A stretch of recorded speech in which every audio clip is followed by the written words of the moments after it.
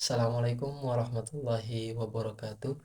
Perkenalkan, nama saya Tesal Sonandalesi dengan NIM 22423043.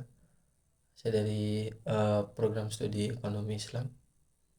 Di sini saya akan menjelaskan terkait dengan artikel yang sudah saya tulis, artikel non penelitian yang dimana saya mengambil judul tentang paradigma Islam progresif menjawab permasalahan sosial menurut perspektif ekonomi Islam.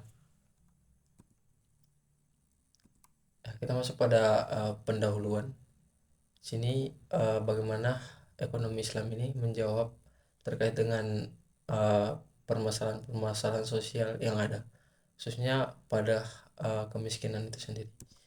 Nah, di sini saya mengambil data dari Badan Pusat Statistik bahwasannya persentase penduduk miskin pada bulan Maret 2023 sebesar 9,36%.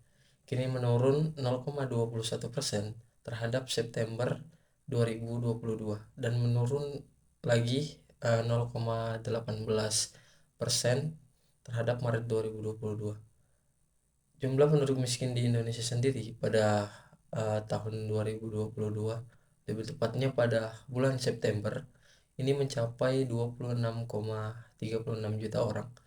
Yang dimana ketika kita bandingkan dengan uh, pada Maret 2022, jumlah penduduk miskin meningkat 0,20 juta orang. Sementara jika dibandingkan dengan September 2021, jumlah penduduk miskin ini menurun sebanyak 0,14 juta orang. Nah, persentase penduduk miskin pada September tahun 2022 ini tercatat sebesar 9,57% dan meningkat pada bulan Maret 2022 sebesar 0,03 dan kembali menurun 0,14% terhadap September 2021. Nah, dari data BPS inilah uh, saya pribadi melihat bahwasannya tingkat kemiskinan yang ada di Indonesia sendiri alhamdulillah masih cukup baik karena ada penurunan di dalamnya. Tetapi uh, balik lagi kepada diri saya sendiri, saya melihat bahwasannya saya berasumsi bahwasannya ada permasalahan di uh, kemiskinan itu sendiri karena penurunan yang terjadi itu sangat kecil. Nah, dari permasalahan inilah bagaimana uh, saya mengambil apa pemikiran ekonomi Islam atau pandangan dari uh, ekonomi Islam sendiri untuk menjawab terkait dengan kemiskinan. Nah, di sini mungkin untuk kita masuk pada pembahasan terkait dengan kemiskinan itu sendiri. Angka baiknya kita mengetahui apa itu kemiskinan. Kemiskinan sendiri adalah uh, ketika seseorang mendapatkan suatu pekerjaan tetapi dia tidak mampu untuk memenuhi kebutuhan kebutuhan pokok.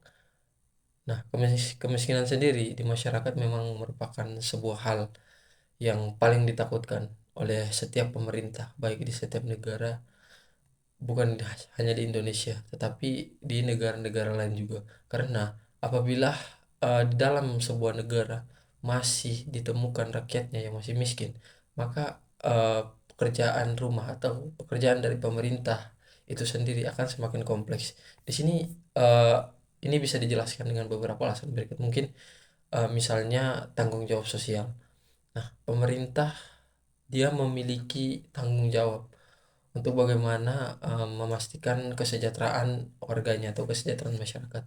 Jika masih ada banyak orang yang hidup dalam kondisi kemiskinan atau dalam taraf hidup di bawah rata-rata, nah maka pemerintah perlu mencari solusi untuk bagaimana membantu mereka agar bisa ke ke taraf yang lebih baik atau hidup menjadi lebih baik. Terus mungkin kita ambil contoh dengan peningkatan permintaan layanan.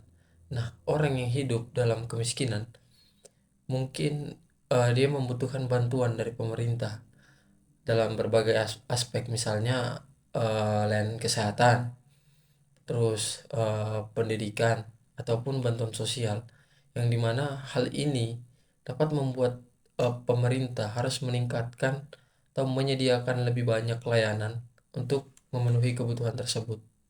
Dengan kata lain, kemiskinan ini menciptakan tugas yang rumit bagi pemerintah. Karena apa? Karena eh, ini melibatkan berbagai aspek kehidupan masyarakat. Pemerintah juga harus mencari solusi yang holistik, dan bagaimana solusi ini terkoordinasi untuk mengatasi kemiskinan dan juga meningkatkan kesejahteraan masyarakat secara keseluruhan.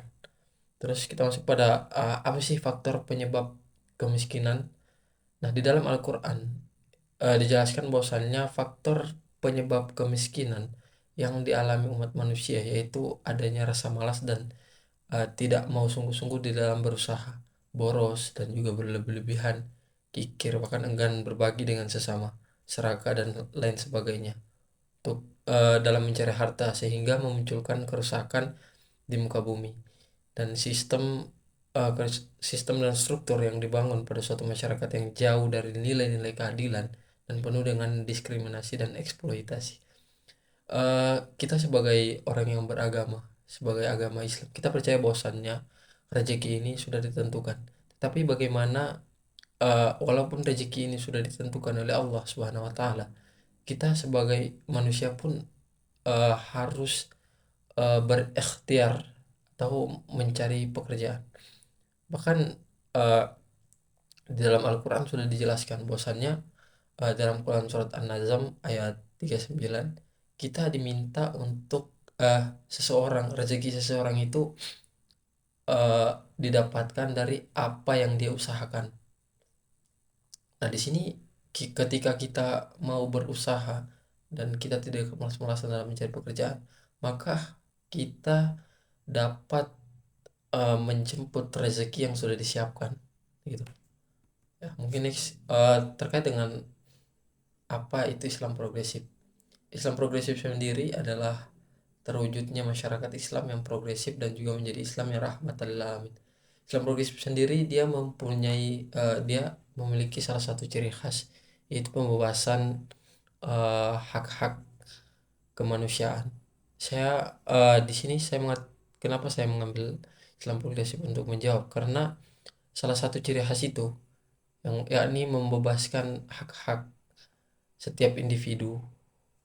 Di sini bahwasannya ketika eh, kemiskinan ini kan artinya ada ketidaksetaraan ekonomi, yang mana keadilan pun tidak diwujudkan secara merata. Nah, terus kita masuk pada ekonomi Islam sendiri. Ekonomi Islam itu diartikan sebagai ilmu ekonomi yang mana mempelajari masalah-masalah ekonomi masyarakat berdasarkan pada ajaran Islam dan juga aturan-aturan yang sudah ditetapkan oleh Allah dengan bersandarkan pada Al-Quran dan hadis sebagai pedomannya. Selanjutnya kita masuk pada solusi. Solusi yang saya tawarkan ini adalah solusi yang pernah diterapkan pada masa Bani Umayyah yang dimana dipimpin oleh Khalifah Umar bin Abdul Aziz. Yang pertama adalah menghapus diskriminasi. Kalau kita lihat bahwasannya penghapusan diskriminasi ini adalah penghapusan kesenjangan sosial antara penduduk, sehingga tidak ada lagi pemisah antara kelas satu dengan kelas yang lain. Nah, ini dalam kepemerintahan Khalifah Umar bin Abdul Aziz, ini merupakan salah satu kebijakan yang menarik, yang mana beliau menghilangkan kesenjangan sosial antara penduduk asli Arab dan juga penduduk non-Arab, sehingga tidak ada lagi masyarakat yang mana dia ini terpisahkan karena adanya perbedaan atau eh, perbedaan yang perbedaan kelas yang satu dengan kelas yang lain dalam tatanan masyarakat. Terus yang kedua ada zakat. Nah, pada masa Umar bin Abdul Aziz memimpin, beliau memberikan kebebasan kepada pihak daerah untuk mengatur regulasi zakat, sehingga pajak yang diserahkan kepada pemerintah pusat atau bahkan jika ada kekurangan zakat dan pajak, pemerintah akan memberikan subsidi. Dengan adanya kebijakan ini, eh, banyak daerah yang mendapatkan surplus. Nah, Umar bin Abdul Aziz dalam memilih amil juga sangat pandai. Beliau memilih amil yang amanah dan profesional serta mengawasi kinerja mereka. Dan hasilnya terbukti sistem perpajakan dan juga kekayaan yang dihasilkan itu menyeluruh dan berdampak pada kesejahteraan masyarakat.